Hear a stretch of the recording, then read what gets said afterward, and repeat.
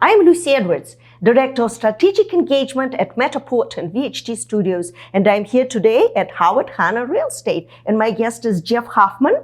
Geoff, you are one of the top realtors at the company, so happy to meet you and to spend a few minutes with you before the interview. How are you, Geoff? I'm good. Thanks for being here. And so I'm so happy to meet with you. Would like to start with history of your real estate career. How did you end up being in the industry and in such short period of time became so successful? Sure. So I think like a lot of people, I sort of accidentally ended up in real estate. I mean, very few people think, oh, I'm going to go to college, I'll graduate, and then I'll sell real estate. It's just not how people end up in the business. So I had another career. I actually had two other careers before I came into real estate. One, and I did both at the same time. Okay. So I worked as a professional actor and director in theater and film and commercials and things like that. And at the same time, I worked in construction and property management. That's how I paid the bills, because being an actor didn't really pay the bills. Right. Something is for your soul, and then something is for your everyday life. Yeah, but it was fun. I enjoyed it.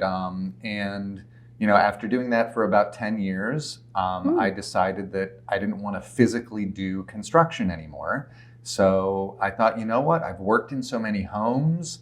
I've managed properties. I know a lot about houses. So why not try selling real estate? So so I made that change in 2013, and the rest is history. The rest is history. Yeah, I mean, and being an artist, an actor, working with people, looking at the audience and their reaction, that gives you the opportunity to understand your audience. So I think maybe that's part of your success, is for you to understand your clients, what they want. Are they happy?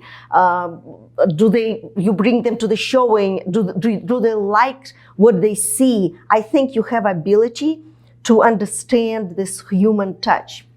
Yeah, so I was nervous getting into the business as a whole because I never worked in sales. I mean, you know, in any business, you're selling yourself, you're selling your services, you're wanting people to trust you and hire you. You know, if you go on an audition, that's selling. That's trying to sell yourself. I mean, that's not that much different than a listing appointment in some ways. But since I didn't approach the business from a sales perspective, I approached it from a customer service perspective.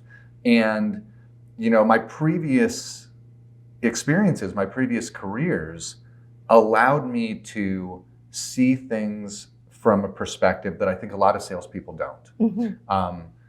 I always try to put myself in somebody else's shoes. Okay. How are they going to view something? Because it's not about me, it's about them. When I'm working with a buyer crafting an offer, I actually have to think about the seller, because they're the ones who are receiving the offer and reading it. So they're the audience to the offer. And vice versa, when I'm working on a listing, we're creating the marketing, we're creating the image that we are showing to the public, and then they're the audience, and the buyer's the audience. Right.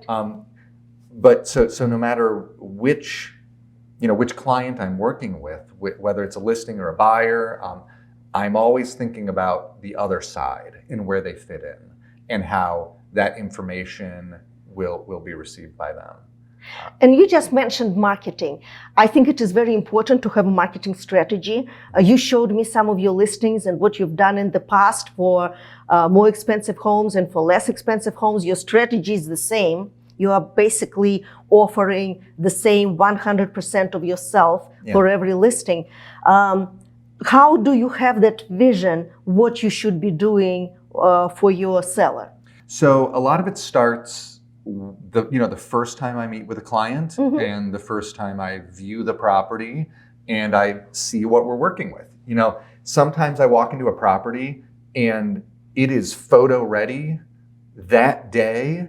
Like I feel like I walked into a model home. That's just the way they live. That's their house. And that makes my job easy. But more often than not, that's not the case.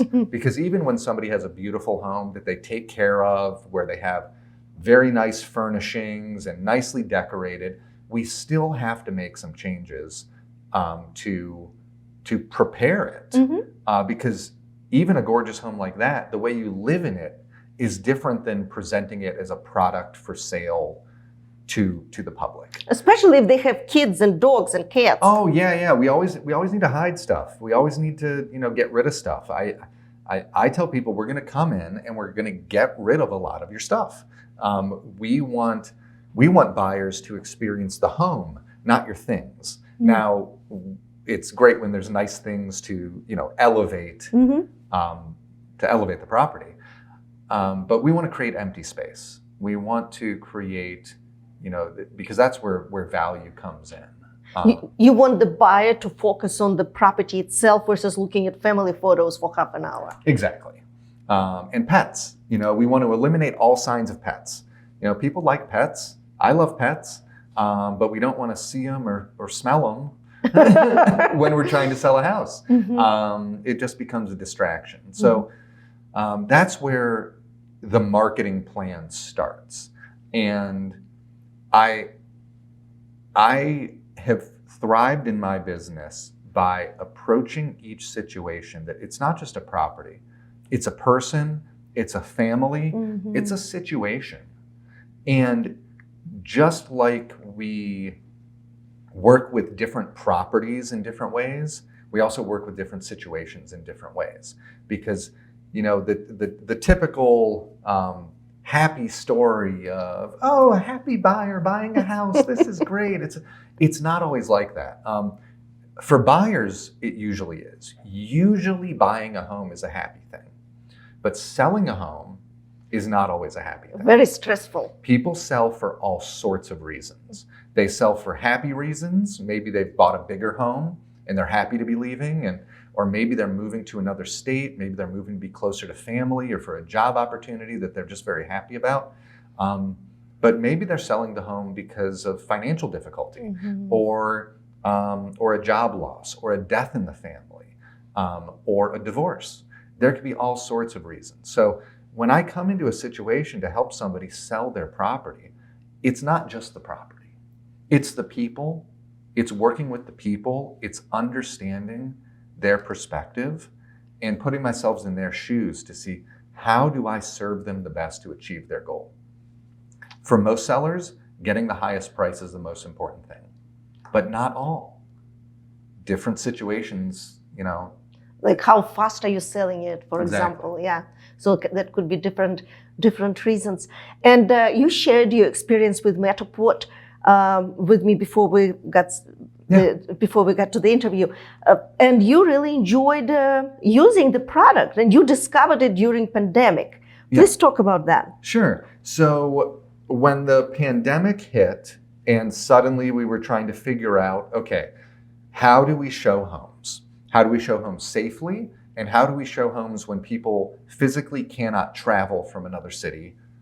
So Matterport, I don't actually know how long it had existed already, but that's when I really discovered it. And so I figured out what equipment I could use. I got the equipment. I decided to, practice on the next listing I had. I actually practiced on my own home first. I made a virtual tour of my own home. And I said, you know what, this is great. Let's do this. And I like being hands-on.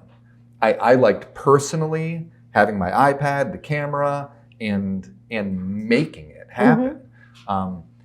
And it became an incredibly valuable tool, not just in selling my services to clients, but in, I think, serving the industry as a whole. You're even using it on rentals. Yeah. And that's incredible, to use Matterport on rental. It's also very valuable, especially if someone is renting the property and you want to show what condition that apartment or house was before and after, and that helps the person who is renting it. That helps you as an agent to understand if something goes wrong, then you can show, hey, that was in perfect condition before you moved in. Right. Or vice versa. That was broken already, so don't you worry about it. Right. And so what I love about it too is that there are some people out there for any tool that say, oh, I don't like that. I don't like seeing that. I mean, people could say that about anything. Oh, I don't like professional photos because they look too good. Oh, okay. They make the house look too good. Too nice, yeah. It's not realistic. So we have the virtual tour with Matterport. Some people say, oh, I don't like the interface. It's, and I said, well, that's great. But some people do like it. So for those people, it's great.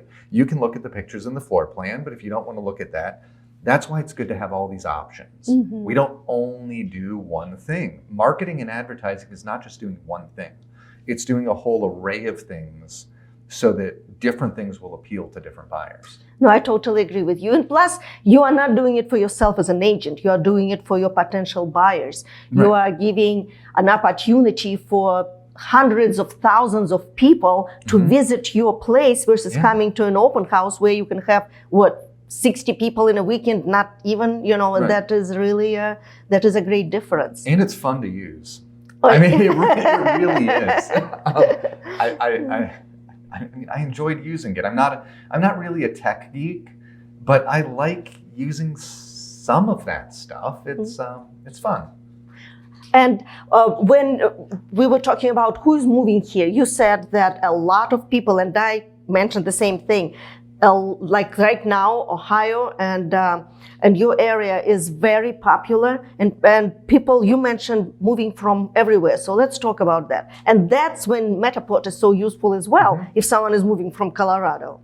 Sure. So Cleveland is the center of the world. Oh, okay. So it seems like everybody in the country, maybe even everybody in the world, knows somebody who either lives in Cleveland, grew up in Cleveland, or used to live in Cleveland.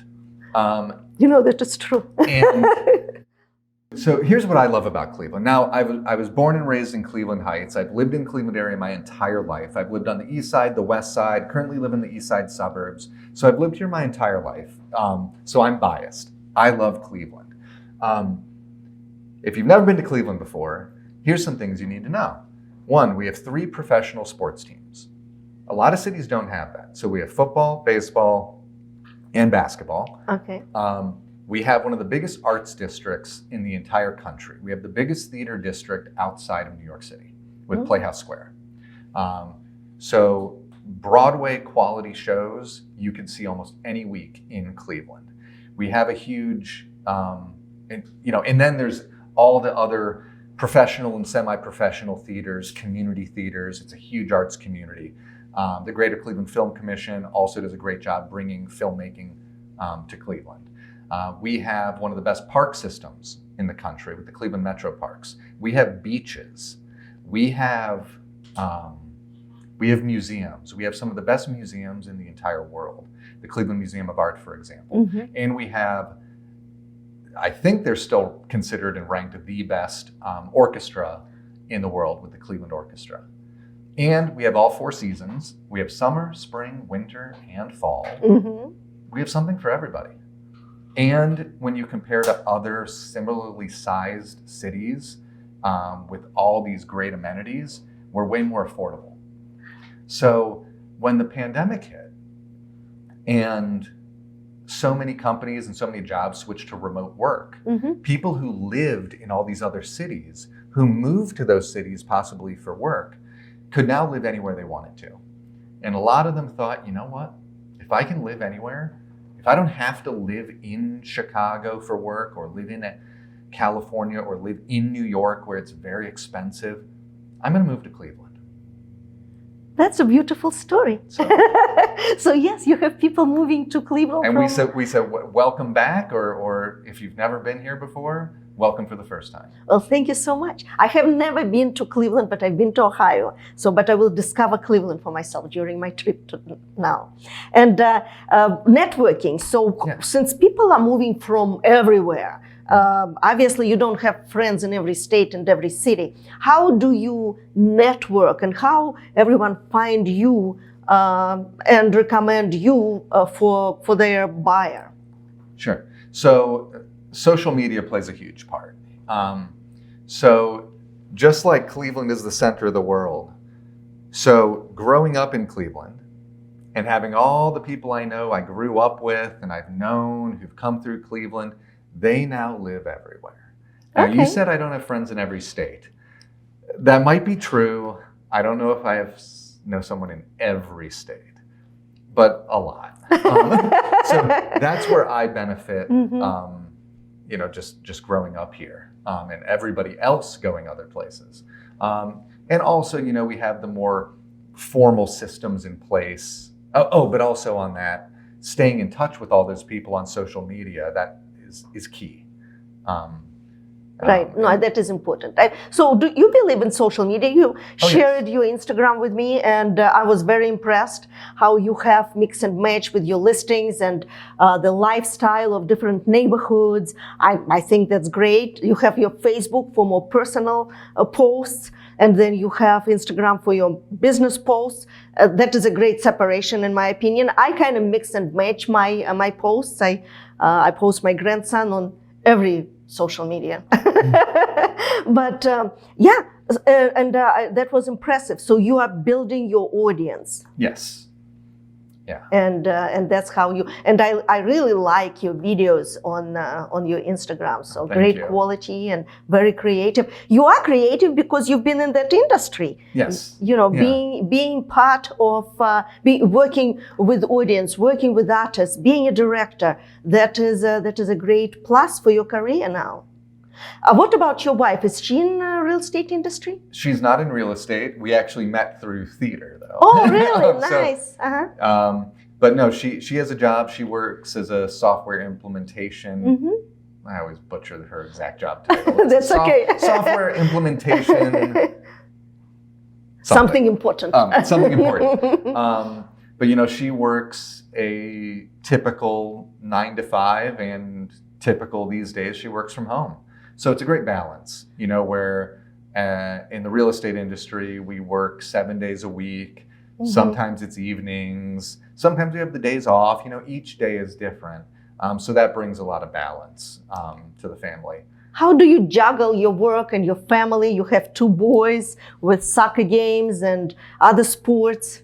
Real estate is a lifestyle career. The best thing about it is that you can pretty much squeeze any personal obligations in on any day. You work your appointments around it. And the reality is a lot of my clients aren't available during the day either. They work. So those clients I'm serving on the evening and weekends. Some clients are available during the day. I'm serving them, at that point.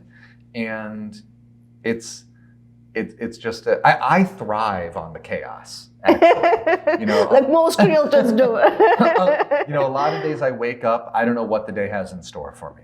I mean, I know I have this appointment and this appointment, but everything in between, all the balls that are in the air that we're juggling at the same time land at different times. Do you come to the office at all, or you work from home? I do both. I do like going to the office because it's great for building relationships. Howard Hanna has a huge support system with in-office managers that I'm always going to them for support. What about your marketing department? Do you receive support from marketing if you need some suggestions, advice? What about your platform? Absolutely. So Howard Hanna probably does more than I even know about when it comes to marketing. And, if you look at all the tools out there, I use some of them, and then other agents use others. It's just like what I mentioned before. Not every tool is for every person to use or like. Right. But so obviously there's the huge marketing department for the company as a whole, which helps maintain our brand. And then there's all the support for the other individual marketing pieces. That's digital, that's print, that's mailings. And that is all at our disposal, plus social media support, content, blog posts to share, all the, I don't even know all the words, widgets and everything else. Like, it's all out there. Nice.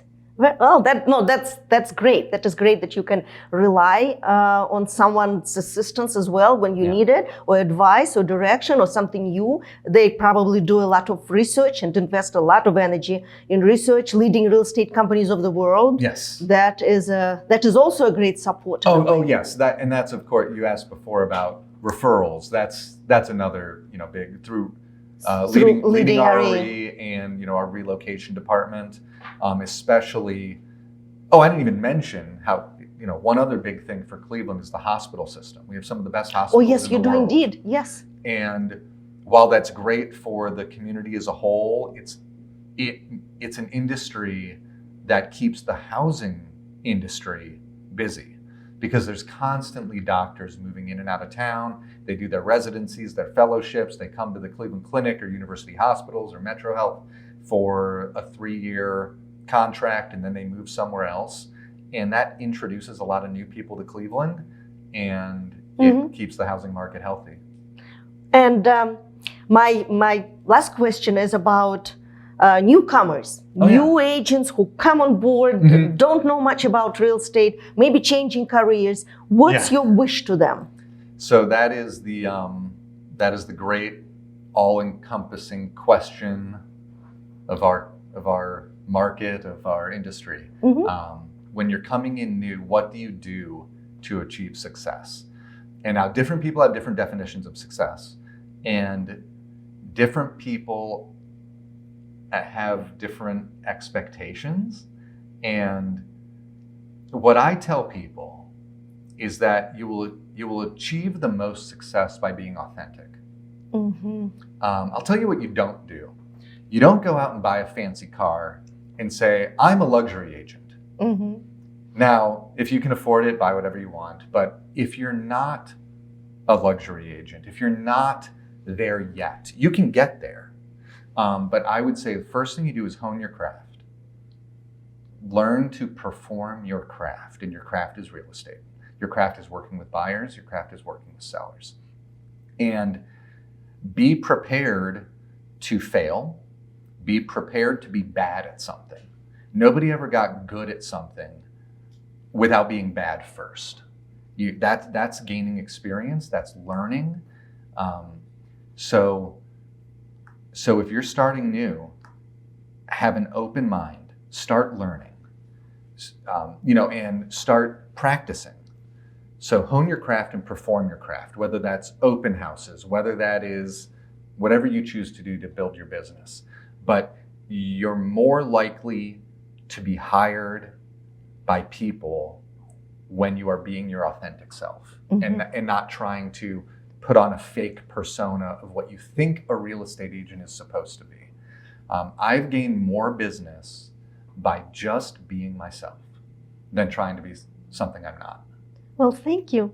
Thank you so much, Geoff. No, that is such a great advice. Yeah, be authentic, and then you less likely to fail because you are what you are. You're not forgetting who you wanted to be 5 minutes ago. Right. Well, and if you hone your craft and you know what you do, they say practice makes perfect. So practice, and be yourself, and then you can never fail, because you're not trying to remember what you're supposed to be. You just are. And you learned how to become a successful agent, and then you are a successful agent. And when that's just who you are, then you serve your clients, and you have a business. Well, so it's the best thing I've ever done. Thank you, Geoff. Thank you very much. It was great talking to you, and I think the advice is absolutely fabulous. I hope that my audience will listen to it over and over. Thank you. Thank you, Geoff.